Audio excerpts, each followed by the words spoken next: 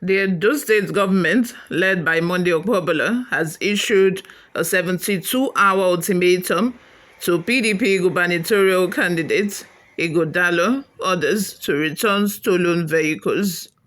These stolen vehicles in quotes, these are, government vehicles that they used while they were in office. But by the way, Ighodalo wasn't in the last administration, so I don't know how this government vehicle got to him. But according to Edo State government, they are terming it stolen vehicles because it has been in their possession and they are refusing to return it. Before we delve right into the details of today's news, if this is your first time here or you have not subscribed to this channel, kindly click on the subscribe button down below, like this video, also leave your opinions in the comment section down below.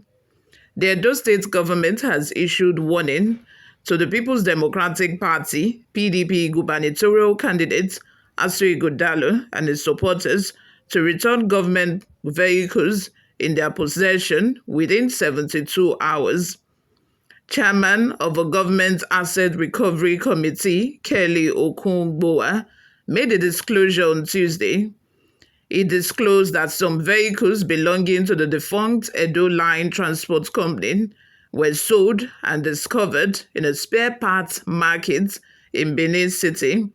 He said, "We want to use this medium to appeal to those people whose names have been mentioned to please return those vehicles to the authorities because they are not my property. Those vehicles are the property of the state government for the Edo people, and we all know the cost of buying one vehicle. To buy a brand new Hilux costs you nothing less than 120 million naira. Where do they expect the governor to get that kind of money to purchase new vehicles? We want to appeal to them, especially the candidates of a PDP, Barrister Ighodalo and his running mates.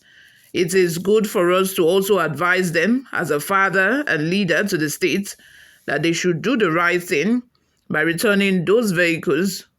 It may interest you that those vehicles that have recovered, the governor has directed that we should reallocate them to the agencies, and we have done that. Mr. Governor went to Edo Line during the time of his electoral campaign. He said he would revamp Edo Line. When we got there, there was no vehicle. We got some information that those vehicles were taken from the Edo Line and sold. This morning, we got information and we went to a place called Iwero Spare Parts. We discovered about 12 vehicles there. 6 were movable, 6 were not movable. We have the video here. While we are appealing to the politicians, the government will also decide on its own. We are not here to winch-hunt anybody. We are doing our job accordingly to the law. It is not that we don't know where some of them were kept. They took some of the vehicles to Lagos, Abuja, and Abeokuta. But we are appealing to them and following due process. We are giving them another 72 hours to do the needful. If they fail to do it, then we will do the needful, he added. What are your thoughts? Let's have them in the comments section below. I know that we always bash these politicians. We always, say that they are corrupt and all of that. But I think that generally, Nigeria is suffering from this mentality of anything that is government, it is free for all. Anything that is government, it is the national cake. I was in a bus with some group of people like some weeks ago, and after lamenting about the corruption and talking about how politicians are corrupt and all, they ended the conversation by saying that if I were to be in their position, I would do worse. Like, I'm going to pack my money. And it's just that mentality that I think that we should eradicate. Is really so bad. It's not just about the politician, it's institutional corruption. I think that it has been ingrained in the mind of an average Nigerian that, when you get to power, you must steal. You cannot be successful without stealing, without doing things that are illegitimate. Now to the vehicle issue. You can imagine an administration has gone. And I know that, some of those vehicles that were found at the spare part shop, it wasn't Obaseki that sold them. It is probably the staff, those around him, those working with him, who just saw it as an opportunity to steal when they knew that he was leaving the office. You guys you remember when these set of senators were resuming office and then the old ones were leaving? Nigerians, staff of the National Assembly went into their offices to steal fan. They took chairs. They took all sorts of things from the National Assembly because they know that, those sets are leaving, another set are coming automatically. Money is going to be allocated to buying new sets of furnitures, electronics, and the likes. It is that mentality that we need to get rid of. The mentality of, when I get there, I must take my share. It's free for all. The way people manage government property, no, they cannot manage their own personal property like that.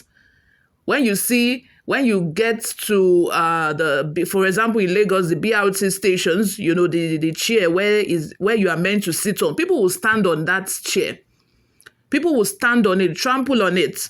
The barbed wire at the middle of expressway, people will go there and cut it and destroy government property because they know it's for the government. Now, why not? But when it's their own personal property, they will manage it with care. But when it's government property, people don't care that it is destroyed. People don't care for you to get destroyed. How can you be leaving office and then you go with government vehicles? And now the governor have decided to give a 72 hours ultimatum. People even went ahead to sell the vehicles. Some of the vehicles was even cut down to spare parts and they sold it. You can imagine that kind of mentality. Was it Obaseki that sold those vehicles? I can bet it with you that it wasn't Obaseki. It wasn't the past government, but those around him, they knew that, this administration is over. The next administration, they will buy. Governments keep repurchasing vehicles. They keep buying vehicles, spending on unnecessary things that they shouldn't be spending on. If those vehicles, imagine an Hilux vehicle of 120 million naira being taken by someone. So the next government will still repurchase that same vehicle, will repurchase about 10. Whereas the government, they keep buying the same thing. The last administration bought it. If people did not steal it, the cars will still be available for the next administration to use. But because, we are in Nigeria, some of these things that most people do here in Nigeria, when they get outside the country, they cannot try it. Most people cannot try it. They will not try it because they know that, over there, anything you do, you must be very careful if you don't want to go to prison. There's punishment for every crime that is being committed there. You cannot go and pee anywhere indiscriminately like that. But in Nigeria, you can urinate anywhere. Nobody will hold you. You can throw refuse anywhere. Nobody will hold you. Nigeria, my country. Anyway, you all, what are your thoughts? Let's have them in the comments section. Subscribe to this channel, like. I will see you all in my next video. Bye for now.